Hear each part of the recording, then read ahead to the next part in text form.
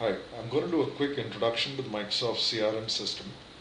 The CRM system consists of certain basic entities, one of the first of which is called an account. Now, an account represents an organization or a company, which let's say is a client of yours, and it is completely customizable. So you can have almost any kind of attributes which you want associated with accounts. So the account object represents the organization which you deal with. You also have another object called, or another entity called a contact. Now, contact represents the individual people within the company with which you interact with. And so a contact could be associated with an account, and at the same time, it could exist as an independent entity in itself. Another entity or another system which you have within the Microsoft CRM system is what is called a workflow. Now, a workflow enables one to do a series of steps one after the other, and it could have conditional branching, meaning that if X is true, then do this, if not, then do that. So it's a typical workflow system inbuilt into the CRM system, which is quite comprehensive and at the same time easy to use. So the workflow is another entity. Let's put these three on the side.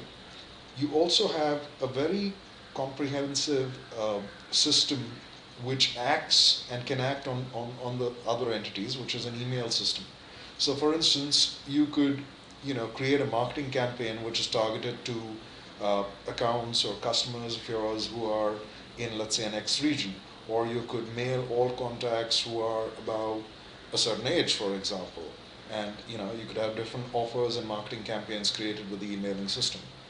In addition to this, you have one other entity which actually consists of, or is like a combination of two entities, and that is called a lead, which represents a potential new uh, you know contact and a new company with which you could work with. So a lead is basically an amalgamation, you could say, of the contact and the account entities.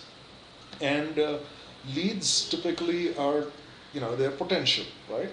And on confirmation of that, this lead is not just a potential but could be a valid account and a contact with whom you would do business with, you could then convert a lead object into an account or a contact. Yeah.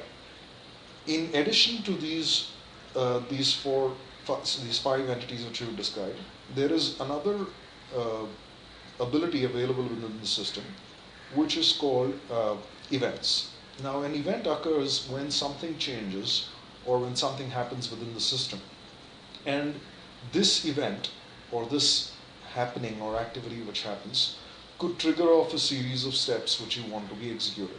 So, an event would typically trigger off the workflow which we described earlier. Yeah. So, from an event which happens, a particular workflow or a series of workflows could be executed one after the other. An event is raised when something happens with an account or when something happens with a contact. There's an account or a contact has changed, or some attribute of them has changed, or even when a new lead is created in the system, or a new account or a new contact. So, in short, this is what the Microsoft CRM system is, and it enables one to work with customers and map out the various relationships with them, and helps you work with any and every kind of customer which you might have out there.